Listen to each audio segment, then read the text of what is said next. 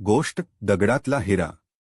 एकदा एका गावात राघव नावाचा एक तरुण राहत होता. तो खूप गरीब कुटुंबातून होता. घरात रोज खाण्यापिण्याची टंचाई, शाळेचे फी भरणे अवघड, पण त्याच्या डोळ्यात स्वप्न मात्र मोठी होती.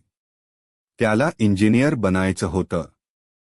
गावातले लोक नेहमी त्याला म्हणायचे, "अरे राघवा, आपल्या घरात पैशाचं झाड नाही.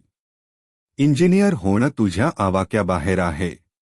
पण राघव नेहमी म्हणायचा, "मी गरीब आहे, स्वप्न नाही." तो दिवसा शेतात मजुरी करत असे आणि रात्री अभ्यास करत असे. जुने पुस्तकं, दुसऱ्यांचे नोट्स, वीज नव्हती म्हणून तो कंदिलाच्या प्रकाशात अभ्यास करत असे. अनेकदा उपाशी पोटाने दिवस जायचा, पण त्याचं स्वप्न त्याला थांबू देत नसे. अखेर त्याने एक दिवस शिष्यवृत्तीच्या परीक्षेत यश मिळवलं.